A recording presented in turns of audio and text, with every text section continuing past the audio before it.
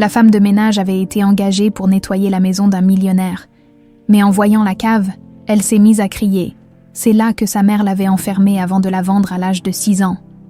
Le soleil de juin caressait les pavés parisiens lorsque Camille Perrin sortit du métro, son sac en bandoulière usé battant contre sa hanche. La jeune femme de 30 ans s'arrêta un instant, consultant l'adresse griffonnée sur un bout de papier avant de lever les yeux vers l'imposante grille qui se dressait devant elle. Un frisson inattendu parcourut son échine. « C'est juste un nouveau boulot », murmura-t-elle pour se rassurer. L'agence d'intérim l'avait prévenue. Ce contrat de femme de ménage dans la propriété d'un jeune millionnaire était une aubaine. 3 semaines de travail bien payées, de quoi souffler un peu financièrement. Pourtant, plus Camille s'approchait de la demeure qui se dessinait au bout de l'allée de gravier, plus une sensation étrange l'envahissait. Elle sonna à l'interphone. Une voix féminine, sèche et autoritaire, lui répondit « Oui, bonjour, je suis Camille Perrin, l'intérimaire envoyé par l'agence Propolis pour le ménage. »« Ah oui, entrez !» Le portail s'ouvrit dans un grincement métallique. Camille remonta lentement l'allée, bordée de marronniers centenaires. La mention de pierre grise se dévoilait progressivement, imposante et austère malgré l'éclat du soleil. Quelque chose dans ses proportions, dans l'agencement de ses fenêtres, aux encadrements ouvragés, éveillait en elle un vague sentiment de déjà-vu qu'elle ne parvenait pas à expliquer. Sur le perron, une femme d'une 60aine d'années l'attendait, le dos droit, les cheveux tirés en un chignon impeccable. « Je suis Odile Faure, la gouvernante, suivez-moi. » Sans attendre de réponse, elle tourna les talons. Camille la suivit à l'intérieur, enveloppée par la fraîcheur du hall d'entrée. Un lustre imposant diffusait une lumière tamisée sur un escalier de marbre qui montait en courbes élégantes vers les étages. Des tableaux au cadre doré ornaient les murs, représentant des paysages et quelques portraits d'hommes au regard sévère. Monsieur Dubois est très occupé, mais il tient à saluer chaque nouvel employé, expliqua Odile tout en marchant. Il sera là dans un moment. En attendant, je vais vous montrer vos quartiers et vous expliquer vos tâches. Camille hocha la tête, absorbant chaque détail de cette demeure opulente. Alors qu'elle traversait un long couloir, son regard fut attiré par une porte entr'ouverte. À travers l'interstice, elle aperçut un bureau où trônait une immense bibliothèque, une fraction de seconde, un flash, des livres reliés de cuir, une fenêtre à barreaux ornementés, une odeur de santal. Elle s'arrêta net, le souffle coupé. « Tout va bien ?» demanda Odile, les sourcils froncés. « Oui, pardon, j'ai cru. Ce n'est rien. » La gouvernante plissa les yeux, l'observant avec une intensité troublante, avant de reprendre sa marche. Camille la suivit, perturbée par cette vision fugace. D'où venait-elle ? Elle n'avait jamais mis les pieds dans cette maison auparavant. Une demi-heure plus tard, après avoir reçu ses instructions et déposé ses affaires dans la petite chambre qui lui était attribuée pour la durée de son contrat, Camille fut conduite au salon principal. Un jeune homme s'y tenait, contemplant le jardin à travers l'immense baie vitrée. « Monsieur, voici mademoiselle Perrin, la nouvelle femme de ménage », annonça Odile. Il se tourna vers elle d'un mouvement souple. Léo Dubois était plus jeune que Camille ne l'avait imaginé, à peine la vingtaine passée, grand et élancé, avec des traits fins et des yeux d'un bleu profond. Il dégageait une assurance tranquille. « Bonjour, mademoiselle Perrin », dit-il en lui tendant la main. « Bienvenue au manoir des ombres. Un nom un peu théâtral, n'est-ce pas ? Hérité de mon père adoptif qui avait un goût certain pour le dramatique. » Son sourire était chaleureux, contrastant avec l'atmosphère austère de la demeure. Camille lui serra la main, surprise par la décharge électrique qui parcourut son bras à ce contact. « Merci de m'accueillir, monsieur Dubois. Appelez-moi Léo, je vous en prie. Je déteste les formalités. Odile vous a expliqué l'essentiel. » « Oui, tout est clair. » Il hocha la tête, satisfait. « Parfait. Je dois souvent m'absenter pour mon travail, mais n'hésitez pas à solliciter Odile si vous avez besoin de quoi que ce soit. La maison est grande et parfois déroutante. » À ces mots, quelque chose dans le regard de Léo s'assombrit imperceptiblement. Camille se demanda ce qui se cachait derrière cette ombre fugitive. « Vous êtes dans la lutte contre le trafic d'êtres humains, » m'a dit Odile, osa-t-elle, intriguée par ce jeune millionnaire philanthrope. Le visage de Léo s'anima d'une passion soudaine. « En effet, ma fondation travaille à démanteler les réseaux et à accompagner les victimes. C'est... » Personnel pour moi, j'ai été adoptée après avoir été sauvée d'un tel réseau quand j'étais enfant. Camille sentit son cœur se serrer. Elle aussi avait connu l'horreur du trafic, même si peu de gens connaissaient cette partie de son histoire. C'est admirable, dit-elle simplement, incapable d'en dire plus sans risquer de dévoiler sa propre vulnérabilité. La journée s'écoula lentement, tandis que Camille se familiarisait avec son nouveau lieu de travail. Chaque pièce, chaque couloir semblait receler un mystère. À plusieurs reprises, elle fut saisie par d'étranges sensations de familiarité. Le grincement particulier d'une porte, la forme d'une moulure au plafond, la disposition des meubles dans certaines pièces, comme des échos d'un rêve oublié qui ressurgissait par bribes. Le soir venu, épuisée, elle se réfugia dans sa petite chambre sous les combles, par la lucarne. La lune projetait des ombres fantasmagoriques sur le plancher. Allongée sur son lit, Camille ferma les yeux, mais le sommeil tardait à venir. Des fragments d'images défilaient sous ses paupières closes. Un couloir sombre, des pas qui résonnent, une clé qui tourne dans une serrure, des souvenirs ou des cauchemars. Elle se releva brusquement, le front moite. Son regard tomba sur son sac entrouvert, d'où dépassait un carnet usé, son journal intime, où depuis des années elle consignait ses cauchemars récurrents, tentant d'assembler les pièces de son passé fracturé. « C'est ridicule », murmura-t-elle en l'ouvrant. « Cette maison ne peut pas être… » Ses doigts feuilletèrent les pages jusqu'à un dessin qu'elle avait fait des années auparavant. Une fenêtre avec des barreaux en forme de treille végétale, exactement comme celle qu'elle avait aperçue aujourd'hui dans l'aile est de la maison. Le carnet glissa de ses mains tremblantes. Demain, elle explorerait davantage. Demain, elle confirmerait que ces similitudes n'étaient que des coïncidences. Ou peut-être découvrirait-elle que le passé qu'elle avait tant tenté d'oublier l'avait finalement rattrapée, ici, au manoir des ombres, dans l'obscurité de sa chambre. Le tic-tac de la vieille pendule semblait murmurer « Souviens-toi, souviens-toi ». Les 2 premiers jours au manoir des ombres s'écoulèrent dans une routine trompeusement banale. Camille nettoyait, époussetait, rangeait, tout en luttant contre cette impression persistante que chaque recoin de la demeure lui chuchotait des secrets. Plusieurs fois, elle surprit le regard d'Odile, qui l'observait avec une intensité dérangeante. Ce matin du 3e jour, le ciel gris déversait une pluie fine sur Paris. Léo était parti tôt pour une conférence sur la protection de l'enfance, laissant Camille seule avec Odile et Yvette, la cuisinière aux doigts noueux et au regard perçant. « Aujourd'hui, vous vous occuperez de la cave », annonça Odile en lui tendant un trousseau de clés. « Monsieur aimerait y installer une salle de dégustation pour ses vins. Il faut tout nettoyer. » Une sueur froide parcourut l'échine de Camille. « La cave. Le sous-sol si vous préférez. » Odile pointa du doigt un escalier étroit au fond du couloir. La grande porte en bois, la clé en laiton. Camille prit le trousseau d'une main légèrement tremblante. L'idée de descendre dans les entrailles de cette maison l'angoissait sans qu'elle puisse se l'expliquer. Y a-t-il de l'électricité en bas ? Bien sûr. L'interrupteur est à gauche de la porte. Odile hésita, son regard glissant vers l'escalier. Prévenez-moi si vous trouvez quoi que ce soit d'inhabituel, des problèmes d'humidité par exemple. Camille hocha la tête et se dirigea vers l'escalier, son chariot de nettoyage la précédant. Les marches en pierre grincèrent sous son poids. L'air devenait plus frais, plus lourd, chargé d'une odeur de terre humide et de… quelque chose d'autre. Une fragrance qui éveilla en elle un malaise viscéral. La porte était massive, son bois sombre gravé de motifs géométriques. La clé tourna avec difficulté dans la serrure rouillée. Quand la porte s'ouvrit, Camille tâtonna le mur à la recherche de l'interrupteur. La lumière jaillit, révélant un vaste espace voûté au mur de pierre. Ses yeux s'habituèrent progressivement à la clarté jaunâtre. Le sous-sol était divisé en plusieurs sections. Une partie abritait des étagères à vin, une autre des meubles anciens recouverts de draps poussiéreux. Mais c'est la 3e zone, au fond, qui attira irrésistiblement son regard. Un espace délimité par une arche de pierre, avec une unique fenêtre à barreaux donnant sur un puits de lumière. Le souffle de Camille se bloqua dans sa gorge. Cette fenêtre, les barreaux ornementés en forme de treille végétale, exactement comme dans son dessin, exactement comme dans ses cauchemars.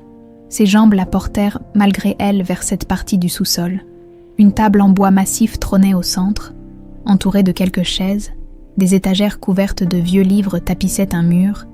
Tout semblait avoir été aménagé pour servir de bureau ou de salle d'études.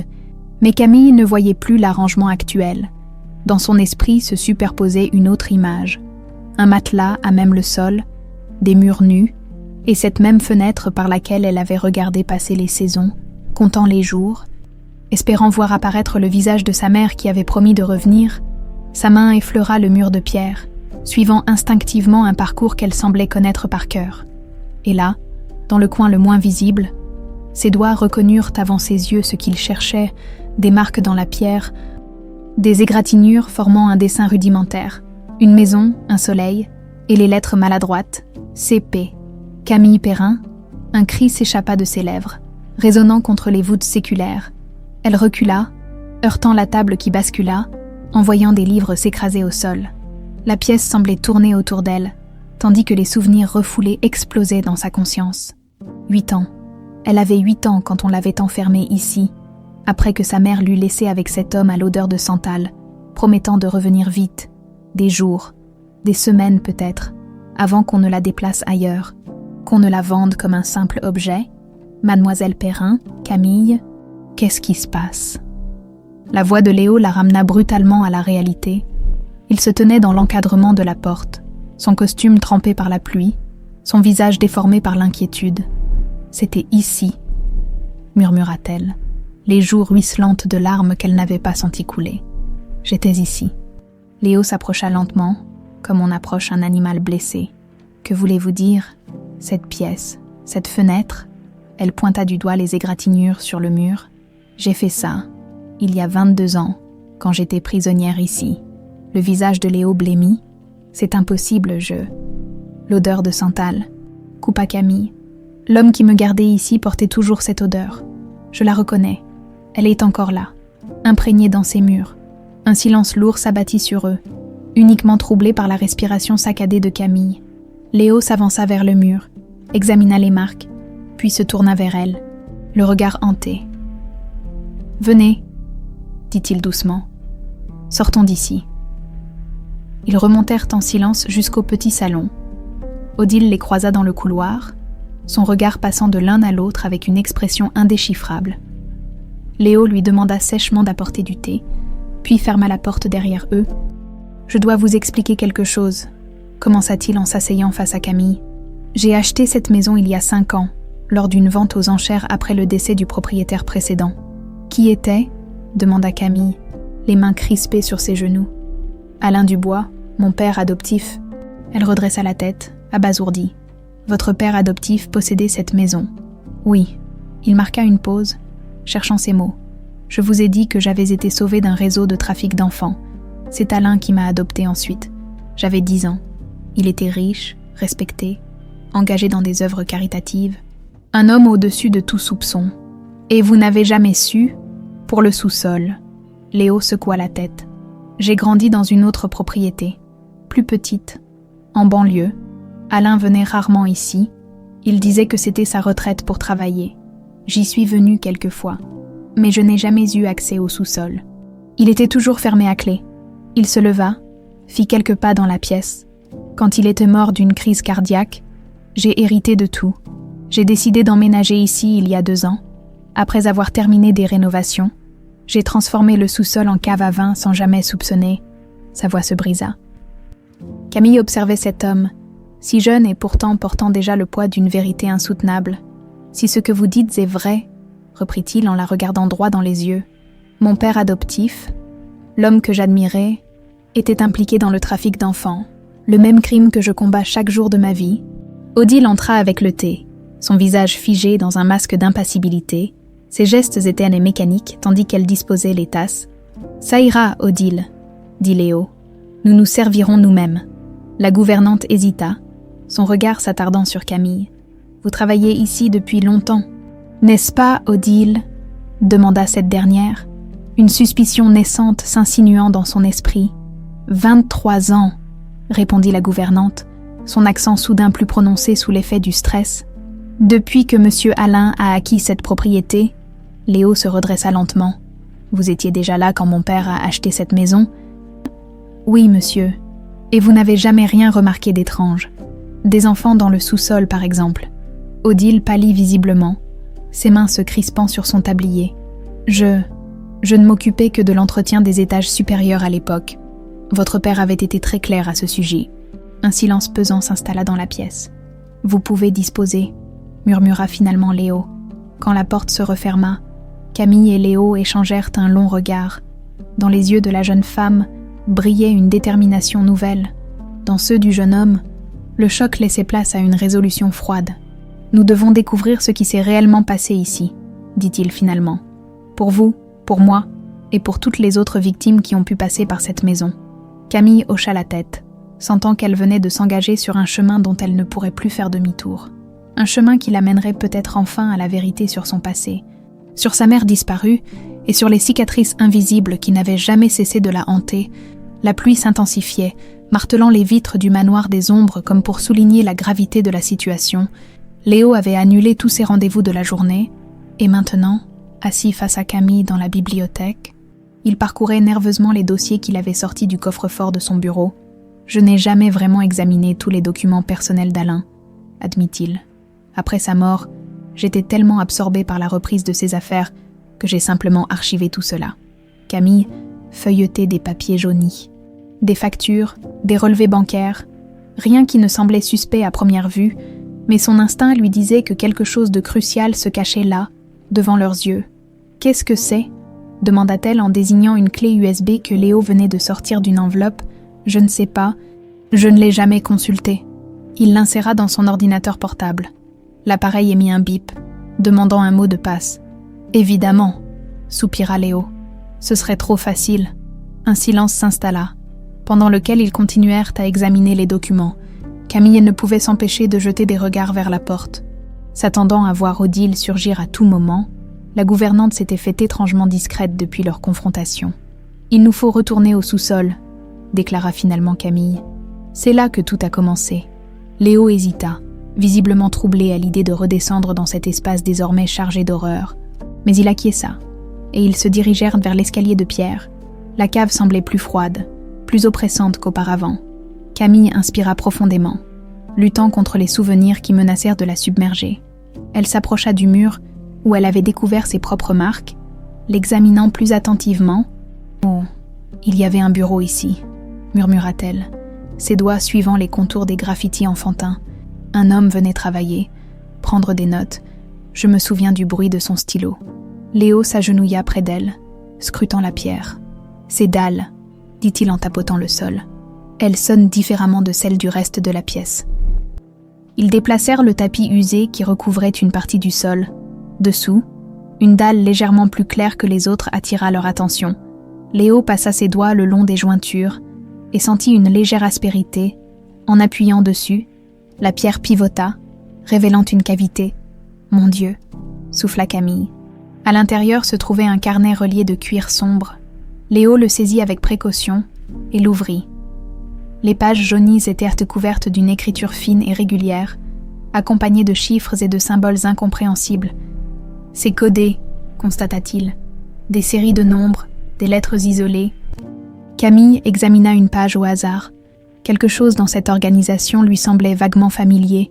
On dirait une sorte de registre, dit-elle lentement. « Regarde, il y a des dates ici, et ces initiales qui reviennent. » Un frisson la parcourut lorsqu'elle tomba sur une entrée portant les initiales CP, suivie d'une date qui correspondait approximativement à l'époque de son enlèvement.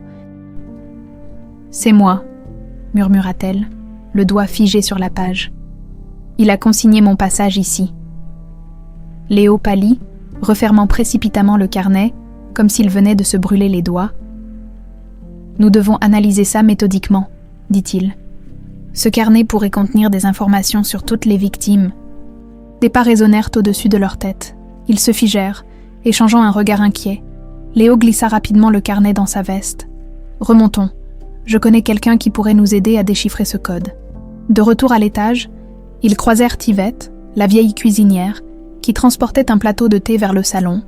Son regard perçant s'attarda sur eux, notant leur expression troublée et les traces de poussière sur leurs vêtements. « Vous avez trouvé quelque chose en bas ?» demanda-t-elle d'une voix étonnamment ferme pour son âge. Léo et Camille échangèrent un regard surpris. « Pourquoi demandez-vous ça ?»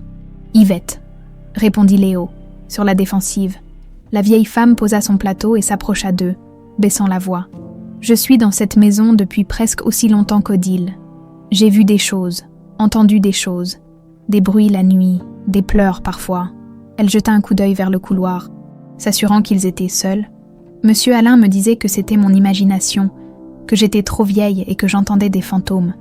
Mais je sais ce que j'ai entendu. Camille sentit son cœur s'accélérer. Vous n'avez jamais rien dit. Yvette eut un rire sans joie.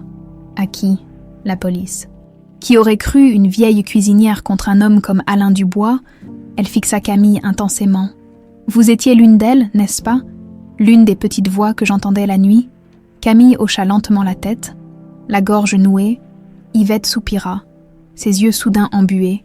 J'ai essayé. Vous savez, une fois, j'ai laissé tomber une cuillère près de la porte du sous-sol, juste pour que vous sachiez que quelqu'un était là, que vous n'étiez pas seul. Un souvenir flou traversa l'esprit de Camille.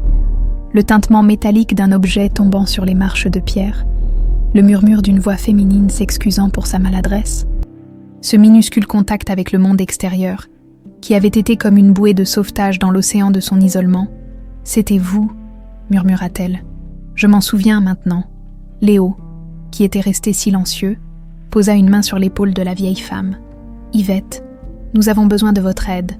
Nous essayons de comprendre ce qui s'est réellement passé ici, si vous savez quoi que ce soit. » La cuisinière regarda autour d'elle, son visage ridé empreint d'une méfiance acquise au fil des décennies. « Pas ici », chuchota-t-elle. « Les murs ont des oreilles dans cette maison. Venez à ma chambre ce soir. » Après qu'Odile soit couchée, elle reprit son plateau et s'éloigna d'un pas étonnamment vif pour son âge, les laissant avec plus de questions que de réponses. Le reste de la journée s'écoula dans une tension palpable. Camille reprit ses tâches de nettoyage pour maintenir les apparences, évitant soigneusement Odile qui semblait elle aussi vouloir limiter leurs interactions. Quant à Léo, il s'enferma dans son bureau, tentant de déchiffrer le carnet mystérieux. Au dîner, ils mangèrent tous en silence. Odile servait les plats préparés par Yvette avec des gestes raides, son regard fuyant celui de Camille. L'horloge du salon égrenait les minutes avec une lenteur insupportable. Enfin, vers 23 heures, quand les lumières s'éteignirent dans l'aile où dormait Odile, Camille retrouva Léo dans le couloir. Ils se dirigèrent silencieusement vers les quartiers du personnel, au fond du rez-de-chaussée. La chambre d'Yvette était modeste mais confortable. La vieille femme les attendait. Assise sur un fauteuil près de la fenêtre, une boîte en carton usée sur les genoux. « Fermez bien la porte », murmura-t-elle, et parlez bas. Ils s'assirent sur le petit canapé face à elle. Yvette ouvrit la boîte et en sortit une liasse de papier jauni. J'ai commencé à noter des choses. Il y a des années, dates, heures, visiteurs, tout ce qui me semblait anormal. Elle leur tendit plusieurs feuillets couverts d'une écriture tremblante. Vous voyez ces dates ? Elles correspondent au jour où Monsieur Alain recevait toujours les mêmes visiteurs, des hommes en costume, jamais les mêmes. Ils arrivaient par la porte de service. Tard le soir, Léo parcourut les notes, son visage s'assombrissant à mesure qu'il lisait. « Il y a des noms ici », demanda-t-il. « Quelques-uns que j'ai pu entendre, mais ils utilisaient souvent des surnoms. » Camille remarqua quelque chose qui dépassait de la boîte. « Qu'est-ce que c'est ?» Yvette hésita, puis sortit une petite poupée de chiffon, défraîchie par les années. Un jour, en nettoyant le sous-sol, les rares fois où j'y étais autorisée, j'ai trouvé ça, caché derrière une pierre descellée. Je l'ai gardé, comme une preuve que je n'étais pas folle, que des enfants étaient bien passés par là. Camille prit la poupée entre ses mains tremblantes. Un souvenir indistinct affleurait à sa conscience, puis s'évanouit. « Je ne me souviens pas de cette poupée, » dit-elle doucement. Elle devait appartenir à une autre fille. Le carillon de l'horloge résonna dans le silence de la nuit, les faisant tous sursauter. « Minuit. Vous devriez partir maintenant, » chuchota Yvette. « Odile se lève parfois la nuit. Elle dit que c'est pour vérifier les serrures, mais je l'ai entendue téléphoner à ces heures. » Léo rangea soigneusement les notes dans sa poche. « Pouvons-nous garder ceci ?» Yvette acquiesça. « Prenez tout. J'ai vécu trop longtemps avec ces secrets. Il est temps que la vérité éclate enfin. » Alors qu'il se glissait silencieusement hors de la chambre, Camille ne put s'empêcher de se retourner vers la vieille femme. « Merci, » murmura-t-elle, « pour la cuillère, pour avoir essayé. » Yvette sourit tristement. ses yeux brillants dans la pénombre. « N'abandonnez pas, petite.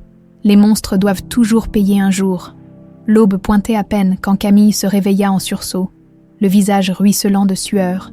Les cauchemars s'étaient intensifiés, peuplés d'ombres, de cris étouffés et de cette odeur de santal qui semblait la poursuivre même dans son sommeil.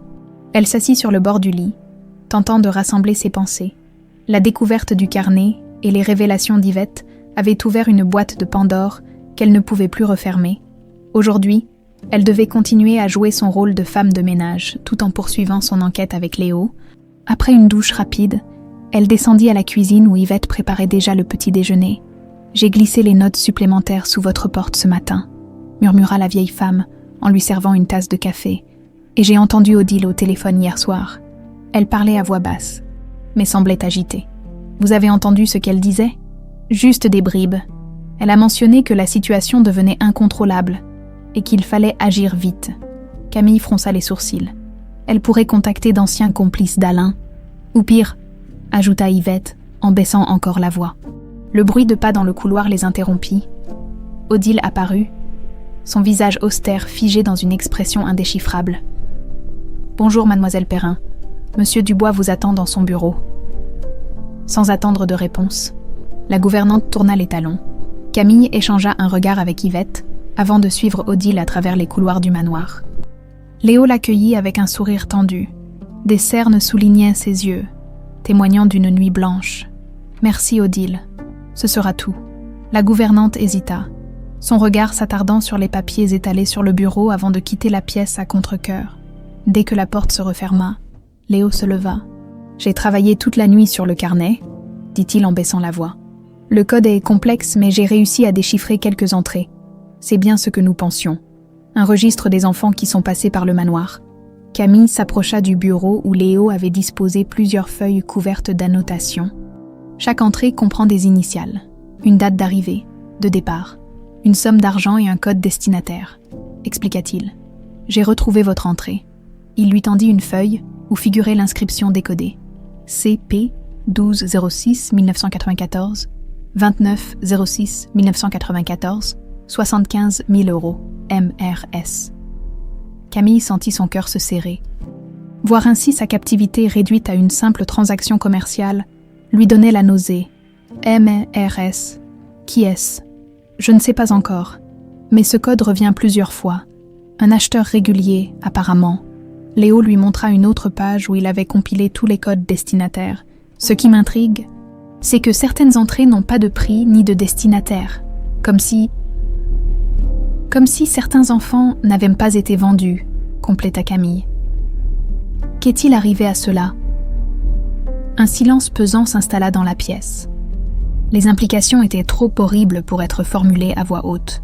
« J'ai autre chose à vous montrer », dit Léo en ouvrant un tiroir. « J'ai fouillé dans les vieux albums photos d'Alain. Il en sortit une photographie où l'on voyait un homme d'une 50aine d'années, au visage sévère mais distingué, posant devant le manoir, Alain Dubois, supposa Camille. Et j'ai trouvé celle-ci. » La seconde photo montrait le même homme, plus jeune, aux côtés d'une femme brune au sourire timide. Elle tenait dans ses bras un bébé emmailloté. C'est l'unique photo où Alain apparaît avec une femme qui pourrait être sa compagne, expliqua Léo. Elle est datée de 1988. Camille examina attentivement le visage de la femme. Quelque chose dans ses traits lui semblait vaguement familier, mais elle n'arrivait pas à déterminer pourquoi. Qui est-elle ? Il n'y a aucune mention de son nom au dos, mais regardez ses yeux, la forme de son visage. Elle vous rappelle quelqu'un. Camille fixa l'image plus intensément, puis sentit un frisson lui parcourir l'échine. On dirait... Non, c'est impossible. Quoi ? Ses yeux, ce regard. On dirait Odile, une version beaucoup plus jeune, mais... C'est ce que je pensais aussi, murmura Léo. Mais pourquoi Odile serait-elle sur une photo avec Alain, tenant un bébé ? Et pourquoi aurait-elle changé d'identité ? Un souvenir flou traversa l'esprit de Camille, une femme aux longs cheveux bruns se penchant vers elle, murmurant « Maman reviendra bientôt, ma chérie ». Ce visage, qu'elle n'avait jamais pu reconstituer clairement dans sa mémoire, prenait soudain une forme plus nette. « J'ai besoin de voir une photo de ma mère », dit-elle soudainement. « Dans mon dossier de l'aide sociale à l'enfance, il doit y avoir quelque chose. Vous pensez que... » Je ne sais pas ce que je pense, coupa Camille. Mais je dois vérifier. Léo acquiesça. J'ai des contacts à la préfecture. Je peux essayer d'accéder à votre dossier. Il prit son téléphone et s'éloigna vers la fenêtre pour passer quelques appels. Pendant ce temps, Camille continua d'examiner les photos, cherchant d'autres indices. Une boîte marquée « Adoption, Léo » attira son attention. À l'intérieur, elle trouva des documents officiels relatant l'adoption de Léo par Alain Dubois en 1987. Un rapport de police mentionnait que l'enfant avait été sauvé d'un réseau de trafic d'êtres humains. Des photos montraient un petit garçon maigre, au regard hanté, tenant la main d'Alain lors de la cérémonie d'adoption. « C'est étrange », murmura-t-elle en parcourant le dossier. « Il n'y a aucune mention de l'endroit où vous avez été trouvé. Ni des circonstances exactes. » Léo, qui venait de raccrocher, s'approcha. « J'ai toujours eu peu d'informations sur mon sauvetage, » admit-il. Alain disait que c'était trop traumatisant pour en parler, que je devais me concentrer sur mon avenir, pas sur mon passé. Et vous n'avez jamais cherché à en savoir plus. Bah si, mais les dossiers étaient scellés pour protéger les enquêtes en cours. Du moins, c'est ce qu'on m'a toujours dit. Camille sentit un nœud se former dans son estomac. Et si la raison pour laquelle Léo n'avait jamais pu accéder à son passé était bien plus sinistre, et si son sauvetage n'était qu'une mise en scène... Bonne nouvelle, annonça Léo, interrompant ses réflexions. Mon contact à la préfecture peut nous fournir votre dossier cet après-midi. J'ai prétexté une enquête sur les réseaux de trafic d'enfants des années 90. Parfait. Un bruit dans le couloir les fit sursauter. Ils rangèrent précipitamment les documents éparpillés. La porte s'ouvrit sur Odile, portant un plateau de café. « Je me suis permise d'apporter des rafraîchissements », dit-elle, son regard balayant la pièce comme pour y déceler des signes d'activité suspecte. « Merci, Odile », répondit Léo avec un sourire forcé. « Vous pouvez poser ça là. » La gouvernante obéit, puis se tourna vers Camille. « Mademoiselle Perrin, n'oubliez pas que vous devez nettoyer les chambres d'amis aujourd'hui. »« J'y vais de ce pas », répondit Camille en se levant. Elle quitta le bureau, sentant le regard perçant d'Odile dans son dos. L'idée que cette femme puisse être sa mère lui semblait à la fois absurde et terrifiante. Comment la femme qui l'avait abandonnée aux mains d'un trafiquant d'enfants pourrait-elle avoir passé toutes ces années à quelques mètres d'elle, sans jamais trahir la moindre émotion? La journée s'écoula avec une lenteur exaspérante. Camille nettoyait mécaniquement, son esprit entièrement focalisé sur le rendez-vous de l'après-midi. À plusieurs reprises, elle croisa Odile dans les couloirs, et chaque fois, elle scrutait ce visage austère, cherchant des similitudes avec la jeune femme de la photo, ou avec ses propres traits. Enfin, vers 16 heures, Léo l'informa discrètement qu'il allait chercher le dossier. Camille continua son travail, le cœur battant à tout rompre. Les réponses qu'elle cherchait depuis si longtemps se trouvaient peut-être à portée de main. Léo revint 1 heure plus tard, un dossier sous le bras. Il fit signe à Camille de le rejoindre dans la bibliothèque, loin des oreilles indiscrètes. « Voilà », dit-il en lui tendant une chemise cartonnée. « Votre dossier complet de l'aide sociale à l'enfance. » Les mains tremblantes, Camille l'ouvrit. Rapports sociaux, évaluations psychologiques, placements en famille d'accueil.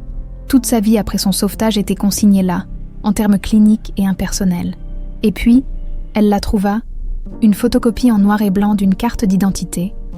Mireille Perrin, née le 15 mars 1965 à Lyon, le visage qui la fixait depuis cette image floutée par les années, était sans ambiguïté possible celui de la femme sur la photo avec Alain. C'était aussi, malgré les changements dus au temps et probablement à la chirurgie esthétique, le visage d'Odile Faure. « C'est elle », murmura Camille, incapable de détacher son regard de la photocopie. « Odile et Mireille, ma mère. » Léo examina les 2 photos côte à côte, son visage reflétant le choc de cette découverte. « Comment est-ce possible ?» demanda-t-il. « Elle vous aurait abandonné pour ensuite rester ici. Dans la maison même où vous étiez retenue prisonnière. » Camille sentit une vague de nausée l'envahir. Les implications étaient monstrueuses. Elle aurait pu être complice, dit-elle d'une voix blanche. Peut-être qu'elle et Alain travaillaient ensemble dans ce commerce. Léo secoua la tête, perplexe. Mais pourquoi prendre un autre nom? Et pourquoi rester après la mort d'Alain? Un silence pesant s'installa tandis qu'ils essayaient d'assembler les pièces de ce puzzle macabre. Le carnet, dit soudain Camille. Si elle était impliquée, son nom doit y figurer. Ils se plongèrent à nouveau dans le déchiffrage du carnet codé. Cherchant désespérément une mention de Mireille ou d'Odile, Rien ne semblait correspondre. Jusqu'à ce que Léo remarque une annotation récurrente, MP, suivi d'un numéro de page. MP pourrait être Mireille Perrin, suggéra-t-il. Mais je ne comprends pas ces références de page. C'est peut-être un renvoi à un autre document, réfléchit Camille. Un autre registre. Un bruit de pas dans le couloir les fit sursauter. Ils rangèrent précipitamment les documents avant que la porte ne s'ouvre sur Yvette. « Pardon de vous déranger », dit la vieille cuisinière en refermant soigneusement la porte derrière elle. « Mais j'ai quelque chose à vous dire. Odile vient de recevoir un appel qui l'a beaucoup agitée. Elle est montée au grenier juste après. »« Le grenier », répéta Léo. « C'est étrange. Il n'y a rien là-haut à part de vieux meubles. J'ai fait aménager une partie en bureau secondaire, mais je n'y vais presque jamais.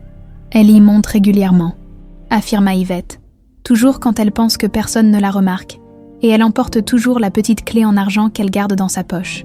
Camille et Léo échangèrent un regard entendu. Cette clé ouvrait peut-être la porte d'un autre secret. Où est-elle maintenant ? Demanda Camille.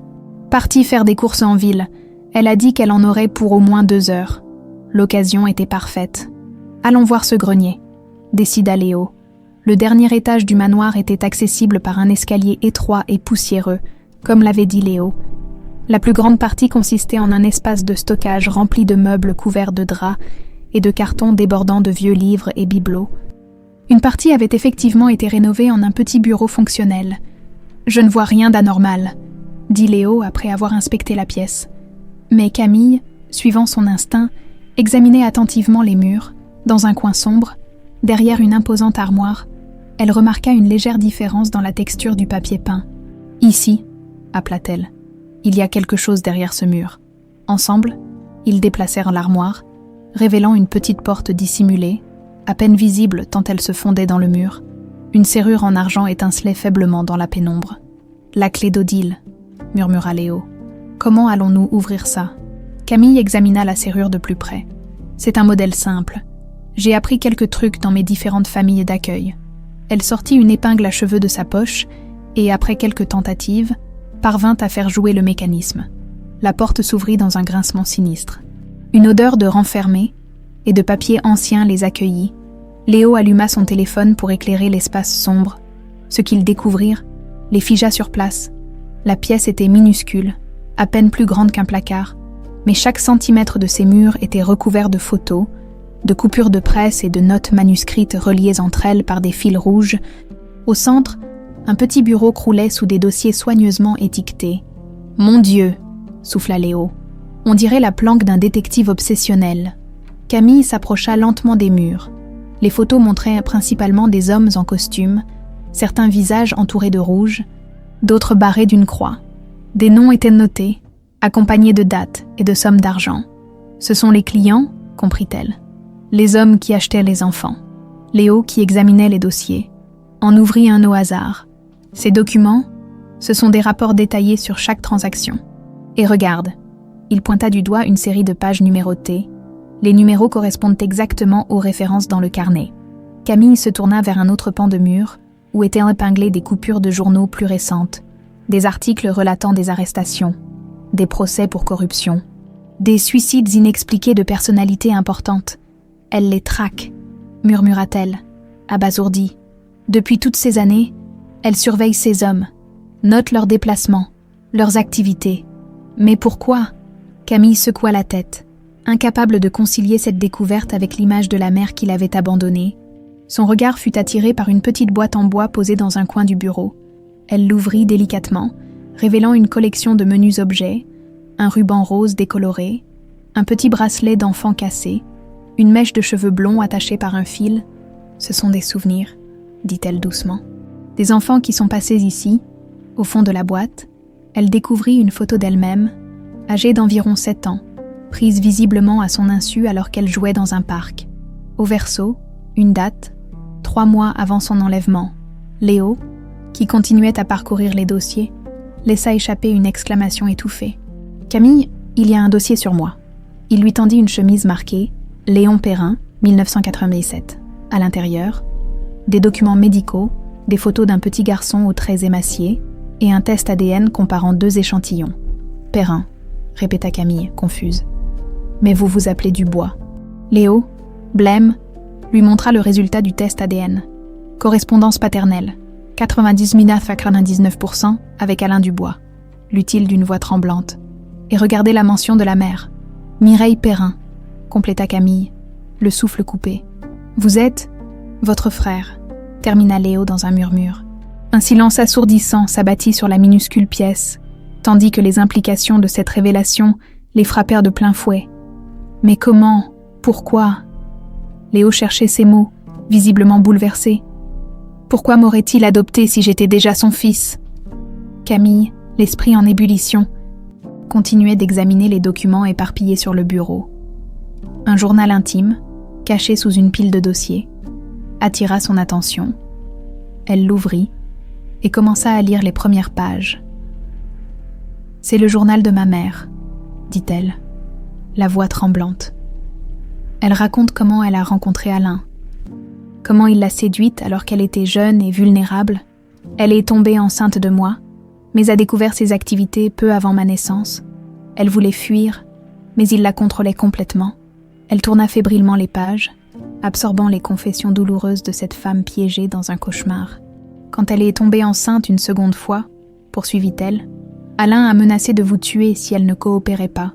Pour me punir de sa tentative de fuite, il m'a enlevée et mise dans son circuit, comme il l'appelait. Léo, abasourdi, s'appuya contre le mur.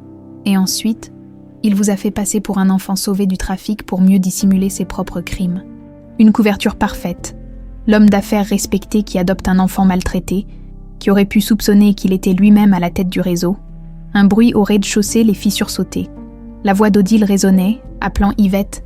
Elle est rentrée plus tôt que prévu, chuchota Léo. Nous devons sortir d'ici. Ils remirent rapidement les documents en place et refermèrent la porte secrète, prenant soin de repositionner l'armoire exactement comme ils l'avaient retrouvée. Ils redescendirent l'escalier sur la pointe des pieds, le cœur battant, alors qu'ils atteignaient le palier du premier étage. Odile apparut en bas des marches. Ses yeux, si semblables à ceux de Camille maintenant qu'elle savait quoi chercher, s'écarquillèrent légèrement en les voyant ensemble. « Monsieur Léo, mademoiselle Perrin ?» dit-elle d'une voix neutre. « Que faisiez-vous là-haut » ?»« Je montrais à Camille ma collection de livres anciens, » répondit Léo avec un aplomb surprenant.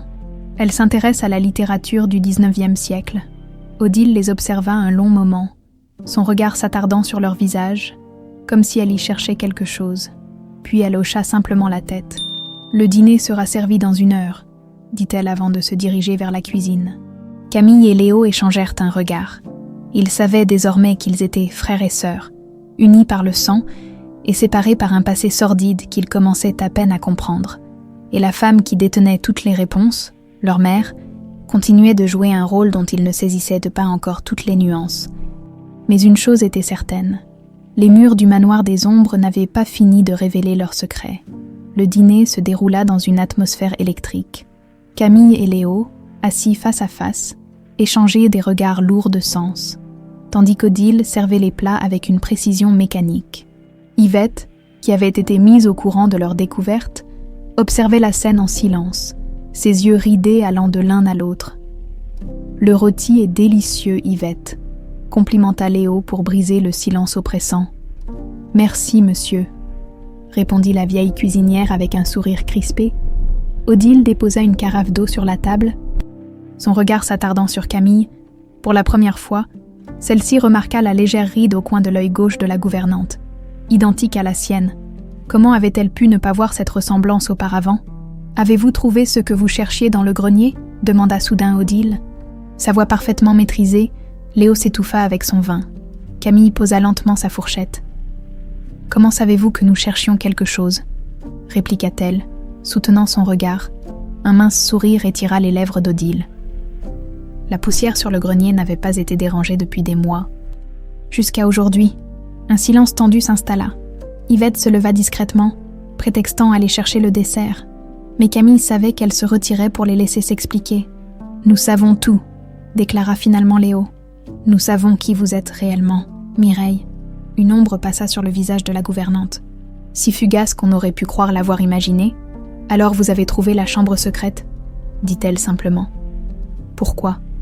demanda Camille, incapable de contenir plus longtemps la tempête d'émotions qui faisait rage en elle. Pourquoi m'avoir abandonnée? Comment avez-vous pu me laisser entre les mains de cet homme? Votre propre fille, Mireille, car c'était bien elle, ferma brièvement les yeux, comme pour rassembler ses forces. Quand elle les rouvrit, son masque d'impassibilité s'était fissuré, révélant un visage marqué par la douleur et les regrets. « Je n'ai jamais voulu t'abandonner, Camille, » dit-elle d'une voix à peine audible. « J'ai essayé de nous sauver toutes les deux. Alors expliquez-nous, » insista Léo, dont le visage trahissait le choc de découvrir que la femme qui l'avait servi pendant des années était en réalité sa mère biologique. Mireille se leva lentement et se dirigea vers la fenêtre, contemplant le jardin plongé dans l'obscurité. « J'avais 23 ans quand j'ai rencontré Alain, » commença-t-elle. « Il était charmant, riche, attentionné, un conte de fées pour une simple serveuse de café. Quand je suis tombée enceinte de toi, Camille, il semblait heureux. Nous avons emménagé ensemble, mais jamais il n'a été question de mariage. » Elle se tourna vers eux, son visage soudain durci par les souvenirs. « Peu avant ta naissance, j'ai découvert par hasard des documents dans son bureau, des photos d'enfants, des sommes d'argent. J'ai voulu fuir immédiatement, mais il m'a retrouvée. Il a prétendu que c'était un malentendu, que ces documents concernaient ses œuvres caritatives. J'étais jeune, naïve, et je l'aimais.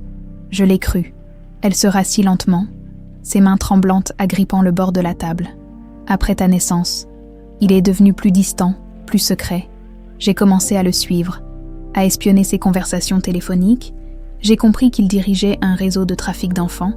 Quand j'ai voulu partir avec toi, il m'a menacée. Il connaissait des gens puissants, disait-il. La police ne me croirait jamais. » Camille sentit sa gorge se serrer. L'image qu'elle avait construite d'une mère complice et monstrueuse commençait à se fissurer. « Et puis je suis tombée enceinte une seconde fois, » poursuivit Mireille en regardant Léo. « De toi, quand Alain l'a appris, il a changé de stratégie. Il a menacé de te tuer à la naissance si je tentais quoi que ce soit contre lui. Pour me prouver qu'il était sérieux, Sa voix se brisa. « Il t'a enlevée, Camille, pendant que je dormais, quand je me suis réveillée. Tu avais disparu. Il m'a dit que tu étais dans le circuit maintenant, et que si je voulais te revoir un jour, je devais coopérer. » Des larmes silencieuses coulèrent maintenant sur son visage, creusant des sillons dans le masque de dignité qu'elle avait porté pendant tant d'années. J'ai obéi. J'ai donné naissance à Léo. Alain m'a laissé le garder pendant quelques mois, puis il l'a fait disparaître aussi. J'ai cru devenir folle. Léo, visiblement bouleversé, intervint. « Mais vous dites qu'il m'a fait disparaître? Comment suis-je devenue son fils adoptif ?»« Une mise en scène parfaite, » expliqua Mireille avec amertume. « Il t'a placé temporairement dans son propre réseau, puis a organisé un sauvetage spectaculaire qui lui a valu les honneurs de la presse, le bienfaiteur qui adopte un enfant maltraité, son propre fils biologique, l'ironie parfaite. » Elle s'essuya les yeux d'un geste sec. « Pendant ce temps, je cherchais désespérément Camille. J'ai fini par comprendre qu'elle avait été vendue à l'étranger. Mais Alain gardait toujours un œil sur moi. Il m'a forcé à changer d'identité, à devenir Odile Faure, sa fidèle gouvernante. Si je jouais bien mon rôle, disait-il.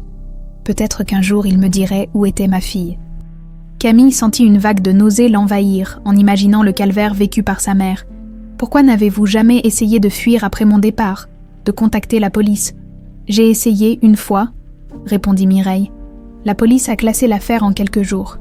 Plus tard, j'ai découvert que l'officier en charge était l'un des clients d'Alain. » Elle pointa vers l'étage du manoir. « C'est là que j'ai commencé ma surveillance. J'ai mémorisé des noms, des visages. J'ai volé des documents, photographié des preuves. Je me suis juré que même si je ne pouvais pas détruire Alain immédiatement, je rassemblerais suffisamment d'informations pour un jour faire tomber tout son réseau. » Léo secouait la tête, incrédule. « Et quand il est mort, pourquoi n'avoir rien dit à ce moment-là ? » « Parce que sa mort n'a rien changé, » répondit Mireille. « Le réseau continue, ces hommes sont toujours là, puissants, intouchables. Si j'avais parlé, si j'avais révélé ce que je savais, nous aurions tous été en danger. Je ne pouvais pas risquer ta vie, Léo, pas après avoir déjà perdu Camille. » Elle se tourna vers sa fille, les yeux brillants de larmes contenues. « Et puis, le destin t'a ramené ici, Camille. Quand l'agence d'intérim a envoyé ton dossier, j'ai failli faire une crise cardiaque en voyant ton nom. Je ne pouvais pas refuser sans éveiller les soupçons. Mais j'ai espéré, j'ai prié pour que tu ne te souviennes pas. Un silence pesant s'abattit sur la pièce. L'horloge comtoise du salon égrena ses coups, marquant le passage du temps qui semblait suspendu. « Que contient exactement cette chambre secrète ?» demanda finalement Léo. « Des preuves suffisantes pour faire tomber le réseau. » Mireille acquiesça lentement. Des noms, des dates, des lieux, des transactions bancaires, tout ce dont les autorités auraient besoin, mais aussi des informations qui pourraient détruire des carrières, des réputations, des hommes politiques, des juges, des policiers de haut rang. « Alors qu'attendez-vous » s'exclama Camille. « Pourquoi garder tout cela secret maintenant qu'Alain est mort ?» Les yeux de Mireille s'assombrirent. « Parce que certains de ces hommes me surveillent toujours. Ils savent que j'étais proche d'Alain, qu'ils pourraient m'avoir confié des informations. » Elle baissa la voix. « Et depuis que vous avez commencé à fouiller dans le passé, j'ai reçu des appels, des avertissements. » Camille et Léo échangèrent un regard alarmé. « Qui vous a appelé ?» demanda Léo. « Des hommes qui se font appeler, les gardiens. Ils veillent à ce que les secrets d'Alain restent enterrés. » Elle fixa Camille intensément. « Ils savent que tu es ici. Ils savent qui tu es. » Yvette choisit ce moment pour revenir, son visage habituellement placide marqué par l'inquiétude. « Il y a une voiture noire garée devant le portail, » annonça-t-elle. « 2 hommes sont à l'intérieur. Ils surveillent la maison. » Mireille se leva brusquement, le visage blême. « Ils sont là, nous n'avons plus beaucoup de temps. » Léo se précipita vers la fenêtre et écarta légèrement le rideau. Une berline noire aux vitres teintées était effectivement stationnée à une 50aine de mètres du portail. « Qui sont ces hommes ?» demanda-t-il en se tournant vers Mireille. « Probablement des hommes de main de Vernet, » répondit-elle. Le visage tendu, c'est lui qui a repris les affaires d'Alain après sa mort. Un ancien juge devenu consultant, en réalité, le véritable cerveau du réseau depuis le début. Camille se leva, son esprit en ébullition. Il faut appeler la police. Impossible, coupa Mireille. Nous ne savons pas qui est compromis. Elle se tourna vers Léo. Ton téléphone est probablement sur écoute depuis que tu as demandé le dossier de Camille à la préfecture. Léo pâlit. Bon sang, je n'y ai pas pensé. Ils ne tenteront rien ce soir, poursuivit Mireille. Ils nous observent, attendent de voir ce que nous savons exactement. Mais nous devons agir vite. Yvette, qui était restée silencieuse, s'avança. J'ai une nièce journaliste à Libération. Elle pourrait... Trop risqué, interrompit Mireille. Ces hommes n'hésiteraient pas à éliminer quiconque représente une menace. La tension était palpable dans la pièce, Camille observait cette femme qui était sa mère, cette étrangère qui avait vécu dans l'ombre pendant toutes ces années. Le choc de la révélation commençait à s'estomper, laissant place à un mélange complexe d'émotions, colère, confusion, et peut-être quelque part un début de compréhension. « Pourquoi ne m'avez-vous jamais cherché ?» demanda-t-elle soudain. « Après ma fuite du réseau, j'ai passé des années dans le système de protection de l'enfance. Mon nom était dans des bases de données. » Une ombre passa sur le visage de Mireille. « Je t'ai cherché, Camille, pendant des années. Mais Alain m'avait fait croire que tu avais été vendue à l'étranger. En Europe de l'Est, j'ai engagé des détectives privés qui ont suivi de fausses pistes quand j'ai finalement découvert que tu étais toujours en France. Tu avais déjà 17 ans et tu venais de changer de région. J'étais sur le point de te contacter quand... » Elle s'interrompit, la gorge nouée. « Quand quoi ?» insista Camille. « Quand j'ai reçu des photos de toi, prises à ton insu, avec un message très clair. Si je t'approchais, il te ferait disparaître définitivement. » Léo, qui avait écouté en silence, frappa soudain du poing sur la table. « Assez !» s'exclama-t-il. « Nous ne pouvons pas laisser ces monstres continuer à nous manipuler. Nous avons des preuves, nous devons les utiliser. » Mireille secoua la tête. « Tu ne comprends pas. Les documents dans la chambre secrète sont importants. Mais ce ne sont que des copies. Les originaux, les preuves irréfutables, sont ailleurs. »« Où ?» demandèrent Camille et Léo d'une même voix. Mireille hésita, puis sembla prendre une décision. Dans un coffre à Zurich, Alain m'en avait confié la clé comme assurance vie. Il savait que certains de ses associés pourraient se retourner contre lui un jour. Je n'y ai jamais touché, mais j'ai fait des copies de tout ce que j'ai pu trouver ici. Un nouveau silence s'installa, chacun assimilant cette information. Camille ne pouvait s'empêcher de considérer sa mère avec un regard neuf. Cette femme avait passé des décennies à jouer un double jeu, à risquer sa vie pour accumuler des preuves, tout en protégeant son fils et en espérant retrouver sa fille. Ce n'était pas le comportement d'une complice ou d'une lâche. Il y a autre chose dans ce coffre, ajouta Mireille, son regard allant de Camille à Léo. Des tests ADN prouvant qu'Alain est votre père biologique à tous les deux. Il les gardait comme une sorte de trophée pervers. Léo s'appuya contre le mur. Visiblement ébranlé par cette confirmation d'un lien biologique avec l'homme qu'il avait passé sa vie à admirer, puis à combattre sans le savoir, comment pouvons-nous accéder à ce coffre ? Demanda-t-il après un moment. J'ai tous les codes, mais nous devons nous rendre à Zurich en personne. Et maintenant que nous sommes surveillés, ce ne sera pas facile. Yvette, qui était retournée à la fenêtre, se retourna brusquement. « Ils sortent de la voiture », annonça-t-elle. 2 hommes se dirigent vers le portail. Mireille se leva d'un bond. « Ils ne devraient pas agir si vite », dit-elle, alarmée. Quelque chose les a fait changer de plan. Camille sentit son cœur s'accélérer. « Qu'est-ce qu'on fait ?»« Montez tous dans le grenier », ordonna Mireille. « Léo, prends le pistolet dans le tiroir de ton bureau. Il appartenait à Alain, mais il pourrait nous être utile. »« Et vous ?» demanda Camille. « Je vais les recevoir normalement. Ils ne doivent pas savoir que nous avons découvert la vérité. » Elle saisit la main de sa fille. « Si quelque chose tourne mal, il y a un passage secret dans la cave, derrière l'étagère à vin. Un tunnel mène à la propriété voisine. » C'était la route d'évacuation d'Alain en cas d'urgence. La sonnette de l'entrée retentit, faisant sursauter tout le monde. « Allez-y maintenant » chuchota Mireille. Léo hésita. « Je ne vous laisse pas seul avec eux. Tu dois protéger ta sœur » insista Mireille, une nouvelle détermination dans le regard. « J'ai passé 22 ans à jouer ce rôle. Je peux le faire une fois de plus. » Camille, Léo et Yvette se glissèrent dans l'escalier, tandis que Mireille se recomposait un visage impassible et se dirigeait vers la porte d'entrée. De leur cachette en haut des marches, ils entendirent la porte s'ouvrir et la voix de Mireille, redevenue Odile, saluait poliment les visiteurs. « Messieurs, que puis-je pour vous à une heure si tardive ?»« Madame Faure, » répondit une voix masculine au ton doucereux, « nous sommes désolés de vous déranger, mais nous devons parler à monsieur Dubois de toute urgence. Je crains que monsieur ne soit pas disponible. Il est sorti pour la soirée. » Un silence. Puis, vraiment, sa voiture est pourtant dans l'allée. Il est parti avec des amis. Je peux lui transmettre un message. Léo se pencha vers l'ouverture de l'escalier, essayant d'apercevoir les visiteurs.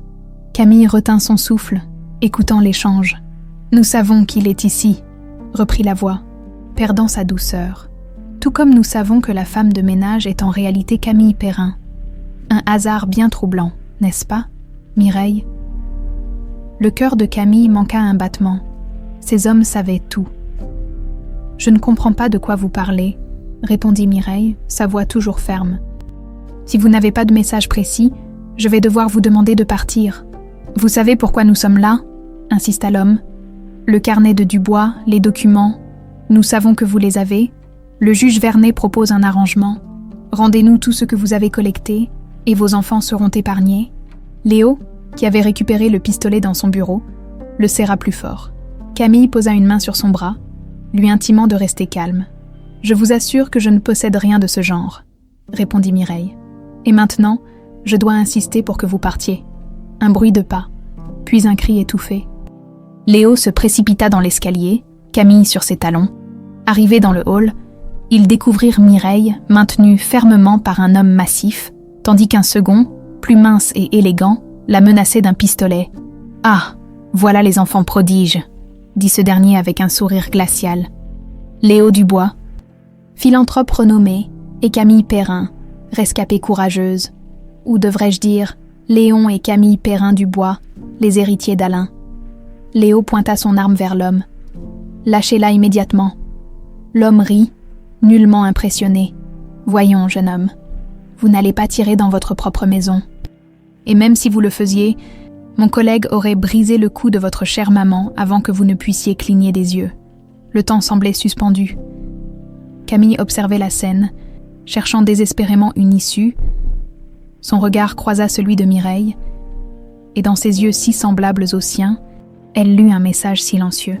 Sans prévenir, Mireille se laissa soudain tomber de tout son poids, déséquilibrant l'homme qui la tenait. Au même moment, elle cria « Léo, tire !» Un coup de feu retentit, assourdissant dans l'espace confiné du hall. L'homme élégant s'effondra, touché à l'épaule. Son complice, momentanément distrait, relâcha sa prise sur Mireille, qui se dégagea d'un mouvement vif. « Courez !» hurla-t-elle. « À la cave ! Maintenant !» Ils se précipitèrent vers l'escalier menant au sous-sol, poursuivis par l'homme massif, qui avait rapidement récupéré l'arme de son collègue blessé. Des coups de feu éclatèrent, faisant voler des éclats de bois autour d'eux. Dans la cave, Mireille se dirigea sans hésiter vers l'étagère à vin. D'un geste précis, elle activa un mécanisme caché qui fit pivoter l'ensemble, révélant l'entrée d'un tunnel sombre. « Vite !» pressa-t-elle, poussant Camille et Léo à l'intérieur. Alors qu'ils s'engouffraient dans le passage secret, une pensée fulgurante traversa l'esprit de Camille. Après 22 ans de séparation, elle venait de retrouver sa mère et son frère. Et maintenant, ils fuyaient ensemble.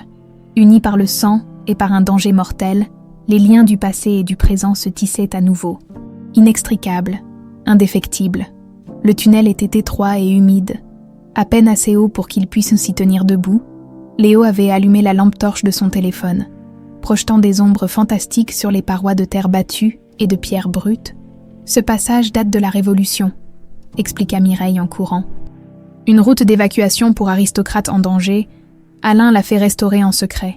Derrière eux, des bruits de pas et des éclats de voix indiquaient que leurs poursuivants avaient découvert l'entrée du tunnel. Un coup de feu résonna, le bruit amplifié par l'espace confiné. « Plus vite !» pressa Léo. Ils couraient depuis plusieurs minutes, quand une détonation plus violente fit trembler les murs. Des particules de terre se détachèrent du plafond. « C'était quoi, ça ?» haleta Camille. « Une explosion », répondit Mireille, le visage blême. « Ils cherchent à faire s'effondrer le tunnel. » Comme pour confirmer ses paroles.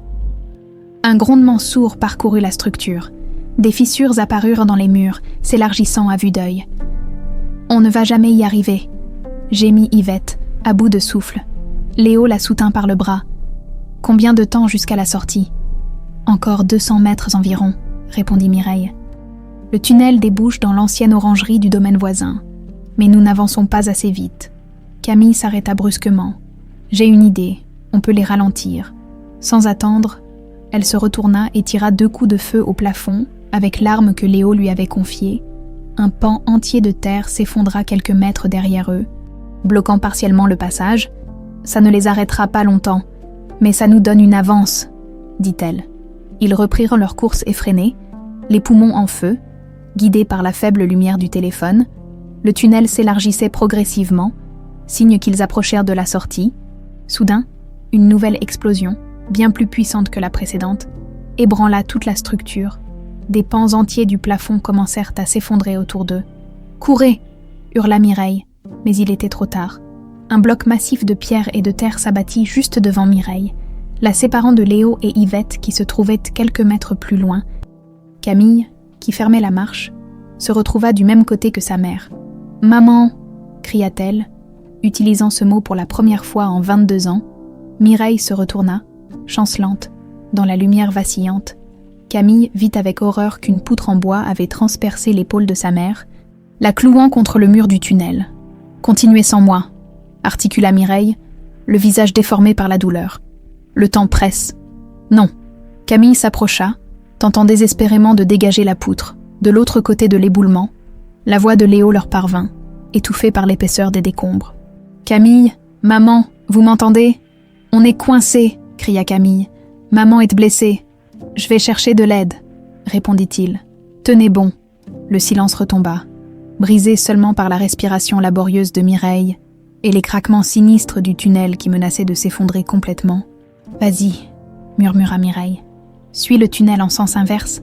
Tu as encore une chance de sortir. » Camille secoua la tête, obstinée. « Je ne vous abandonne pas maintenant que je viens de vous retrouver. » Avec une détermination farouche, elle entreprit de dégager la poutre.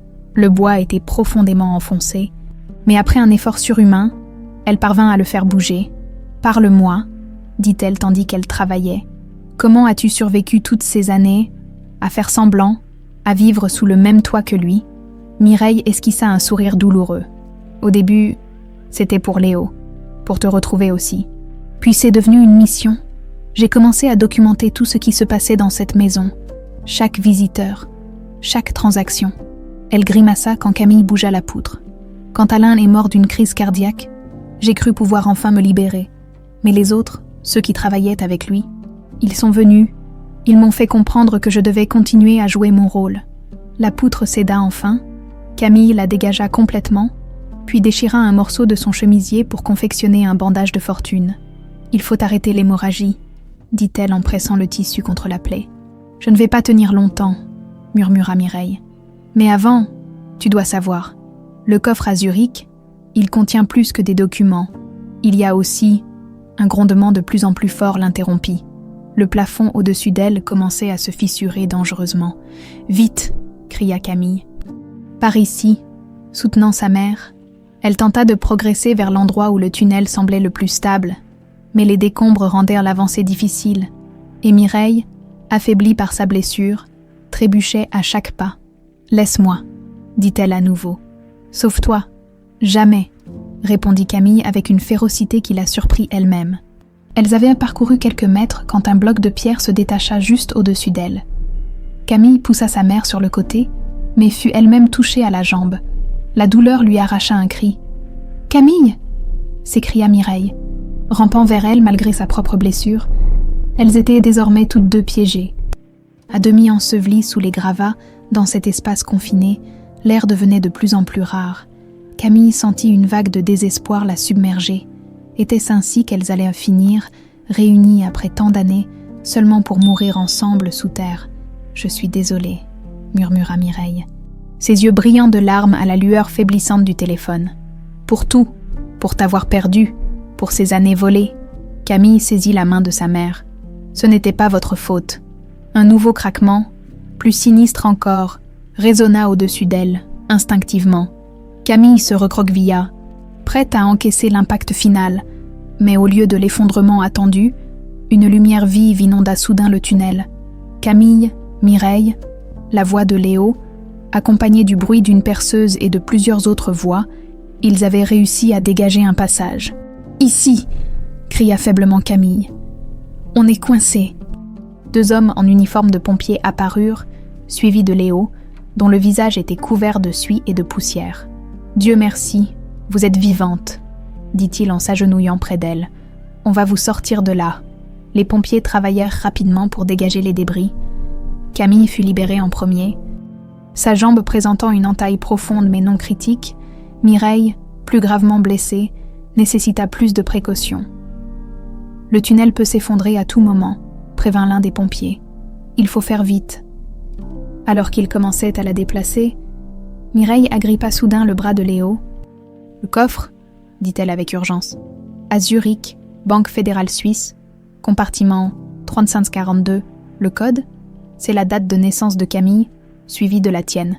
Léo hocha la tête, mémorisant l'information. « Tout va bien, maman, on s'occupera de ça plus tard. »« Non, tu ne comprends pas, » insista-t-elle. « Il y a des preuves contre tous ceux qui sont impliqués, des politiciens, des juges, des hommes d'affaires.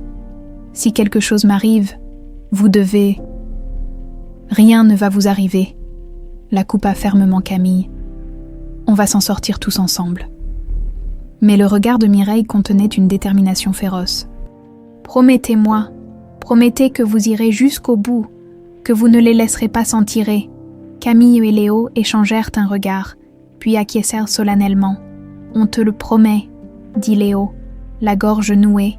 Les pompiers réussirent enfin à dégager complètement Mireille, avec d'infinies précautions.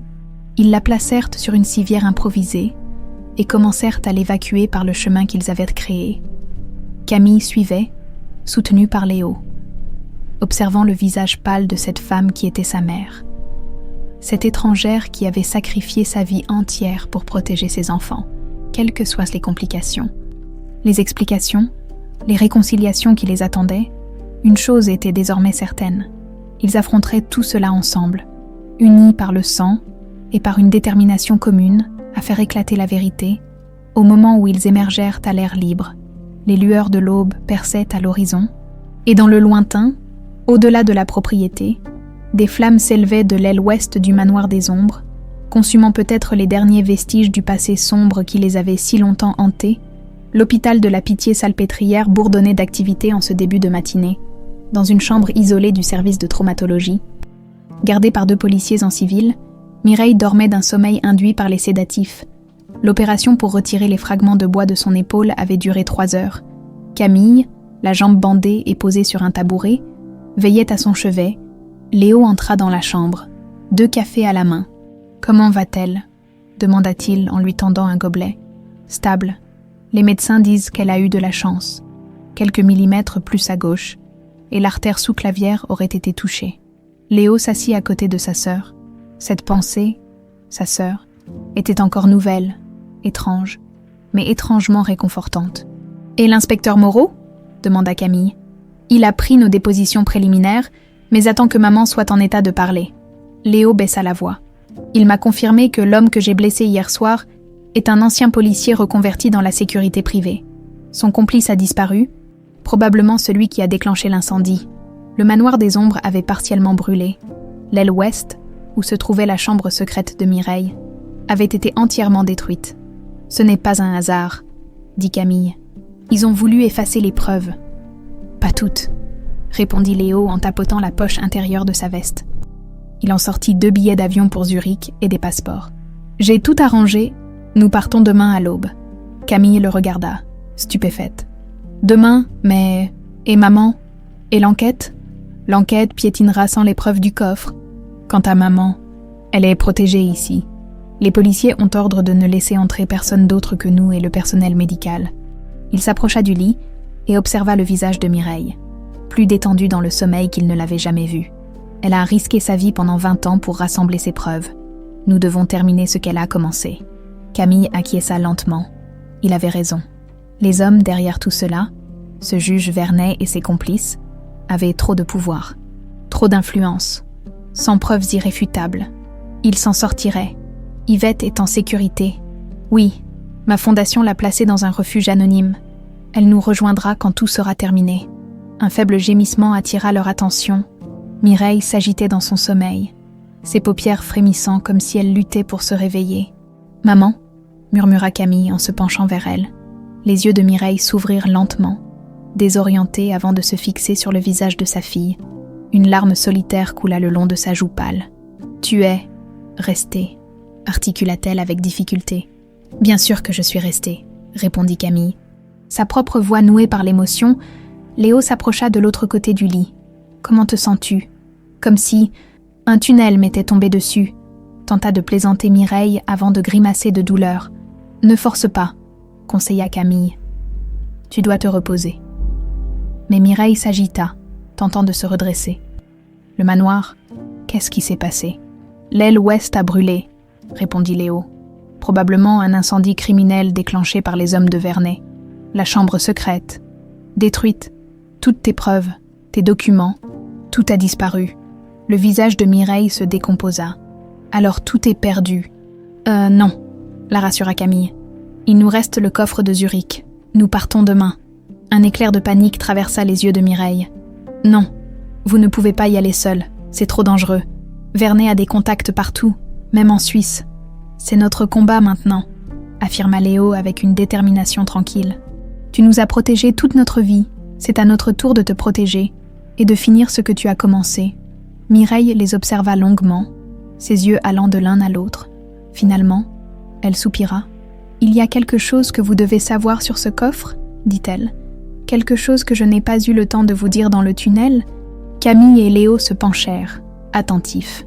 Alain n'a pas seulement conservé des preuves contre ses complices, il y a aussi des informations sur d'autres enfants. Des dizaines d'enfants qui sont passés par son réseau. Certains ont été adoptés par des familles qui ignoraient tout de leur origine. D'autres sont peut-être encore quelque part. Cette révélation frappa Camille comme un coup physique. D'autres enfants, comme elle, comme Léo, des vies brisées, des identités volées. On les retrouvera, promit-elle. Tous. Un léger coup à la porte interrompit leur conversation. L'inspecteur Moreau, un homme d'une 50aine d'années au visage grave, entra dans la chambre. « Madame Perrin » salua-t-il en s'approchant du lit, « je suis heureux de vous voir consciente. Je sais que ce n'est pas le moment idéal, mais j'aurai quelques questions à vous poser. » Mireille hocha faiblement la tête. « Pouvez-vous me dire exactement ce qui s'est passé hier soir ?» demanda poliment l'inspecteur, sortant un petit carnet, avec une voix affaiblie mais claire. Mireille relata l'intrusion des deux hommes, leur fuite par le tunnel, l'effondrement. Elle mentionna le nom de Vernet, expliquant qu'il était le véritable cerveau derrière le réseau de trafic d'enfants. L'inspecteur prenait des notes, son visage ne trahissant aucune émotion. « Et ces allégations contre le juge Vernet ?» dit-il finalement. « Avez-vous des preuves pour les étayer ?» Léo et Camille échangèrent un regard tendu. « Toutes mes preuves étaient dans la chambre secrète du manoir », répondit Mireille. « Elles ont été détruites dans l'incendie. » L'inspecteur referma son carnet avec un soupir. « C'est regrettable. Sans preuves tangibles. Il sera difficile de poursuivre cette affaire. Le juge Vernet est un homme respecté. De telles accusations pourraient être considérées comme diffamatoires. » Quelque chose dans son ton fit tiquer Camille. Elle observa plus attentivement l'inspecteur, remarquant soudain la façon dont il évitait leurs regards, la légère tension dans sa posture. « Depuis combien de temps connaissez-vous le juge Vernet, inspecteur ?» demanda-t-elle innocemment.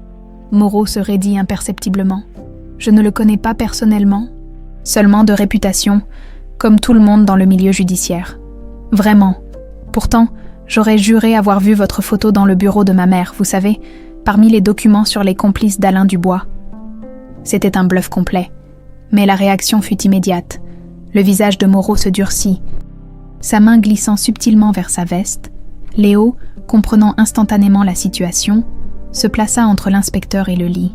« Je crois que cette interview est terminée, » dit-il fermement. « Ma mère a besoin de repos. » L'inspecteur les regarda tour à tour, puis hocha lentement la tête.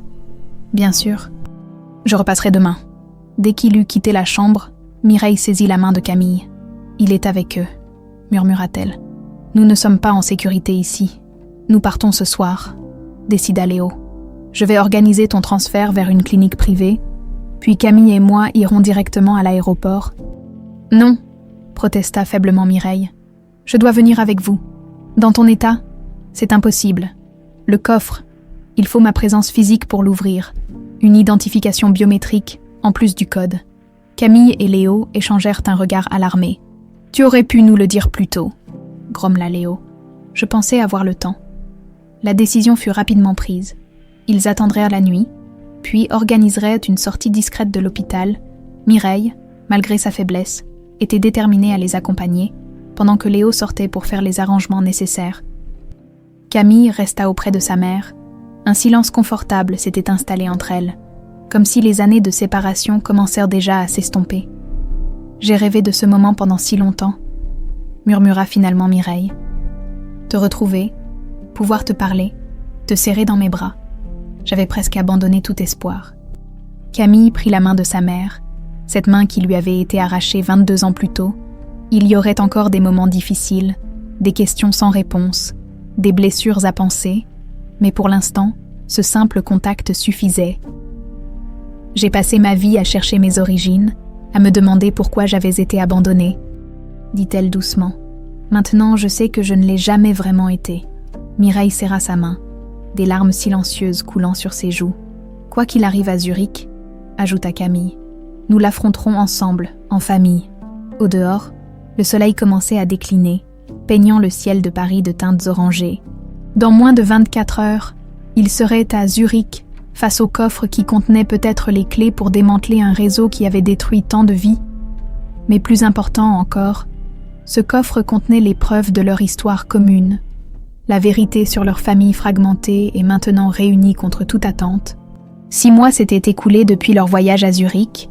L'automne parisien parait les jardins du manoir des ombres de teintes flamboyantes, transformant ce lieu autrefois sinistre en un tableau impressionniste. L'aile ouest, entièrement reconstruite, ne gardait aucune trace visible de l'incendie qui avait failli tout détruire. Camille contemplait ce panorama depuis la terrasse, une tasse de thé fumant entre les mains. Les derniers mois avaient été un tourbillon d'émotions, d'actions et de transformations. Le procès des membres du réseau de trafic d'enfants avait fait les gros titres pendant des semaines. L'affaire Dubois, comme l'avaient baptisé les médias, avait ébranlé les plus hautes sphères de la société française. Le contenu du coffre de Zurich s'était révélé plus explosif encore que ce qu'ils avaient imaginé. Documents comptables, enregistrements vidéo, correspondances cryptées, tests ADN, Des preuves irréfutables impliquant des dizaines de personnalités influentes, juges, politiciens, hommes d'affaires. Le juge Vernet lui-même avait été arrêté alors qu'il tentait de fuir vers l'Amérique du Sud. À quoi penses-tu ? Mireille venait de la rejoindre sur la terrasse. Son épaule, encore raide, nécessitait toujours des séances de kinésithérapie, mais elle avait retrouvé une vitalité surprenante. Libérée du poids des secrets qu'elle avait portés pendant 2 décennies, elle semblait avoir rajeuni de 10 ans. « À tout ce qui a changé », répondit Camille avec un sourire. « Il y a 6 mois, j'étais une simple femme de ménage intérimaire, perdue dans mes cauchemars du passé. Et maintenant. Elle était codirectrice du Centre d'accompagnement pour enfants victimes de trafic, le projet qu'elle avait fondé avec Léo et Mireille, installé dans les murs mêmes du manoir des ombres, une façon de transformer ce lieu de souffrance en refuge, en espace de guérison. Le bruit d'une voiture remontant l'allée interrompit leur conversation. Léo revenait de Paris, où il avait assisté à une réunion avec le ministère de la Justice concernant l'extension de leur programme à d'autres régions de France. Les premiers invités commencent à arriver, annonça-t-il en les rejoignant sur la terrasse. Nous devrions nous préparer. Ce jour marquait le premier anniversaire du centre. Et une cérémonie avait été organisée pour l'occasion. Des représentants d'associations, des travailleurs sociaux, des psychologues et surtout plusieurs enfants et jeunes adultes qui avaient été accompagnés par leur structure au cours de l'année écoulée. Alors qu'ils rentraient à l'intérieur, le téléphone de Camille vibra. Un numéro inconnu. Elle hésita un instant puis décrocha. « Allô ?» Le silence à l'autre bout de la ligne. Puis, une voix féminine, à peine audible. La fille en robe rouge vit toujours. Camille s'arrêta net, le souffle coupé. Ces mots, ils faisaient écho à un souvenir enfoui, presque effacé. Une petite fille en robe rouge, sa seule amie pendant sa captivité, disparue lors d'une tentative d'évasion avortée. Margot, elle l'avait crue morte pendant toutes ces années. « Qui êtes-vous » demanda-t-elle, la voix tremblante, mais la communication avait déjà été coupée. « Tout va bien » s'inquiéta Mireille, remarquant son trouble. « Je ne suis pas sûre. » Camille fixa son téléphone, encore sous le choc. « Je crois que... Non, c'est impossible. » Léo posa une main sur son épaule. « Qu'est-ce qui se passe ?» Elle leur raconta brièvement l'appel étrange, cette référence à la fille en robe rouge, qui ne pouvait être qu'une allusion à Margot. Les documents du coffre contenaient des informations sur des dizaines d'enfants, rappela Mireille. Peut-être que l'un d'eux a retrouvé sa trace, ou la sienne. Peut-être, murmura Camille, mais son instinct lui disait que c'était plus que cela. La cérémonie débuta à 16 heures précises dans le grand salon du manoir.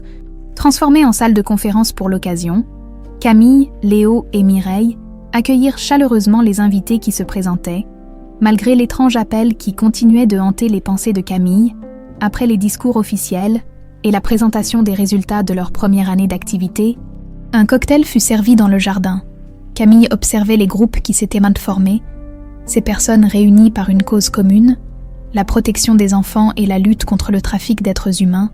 Son regard fut soudain attiré par une femme qui se tenait légèrement à l'écart, la cinquantaine élégante, des cheveux gris coupés courts, des lunettes fines qui ne parvenaient pas à dissimuler l'éclat particulier de ses yeux verts, des yeux que Camille aurait reconnus entre mille. Elle s'approcha lentement, le cœur battant. « Margot », murmura-t-elle, à peine audible. La femme se tourna vers elle, un sourire à la fois triste et lumineux éclairant son visage. « Camille, enfin !» Elles restèrent un instant immobiles, se dévisageant comme si elles cherchaient dans le visage de l'autre les traces des petites filles qu'elles avaient été, avant que Camille ne se jette dans les bras de cette femme qui représentait le dernier chaînon manquant de son passé. « J'ai cru que tu étais morte », sanglota-t-elle. « Pendant toutes ces années, j'ai failli l'être », répondit Margot, l'émotion transparaissant dans sa voix maîtrisée. « Quand j'ai sauté de cette fenêtre, je me suis gravement blessée.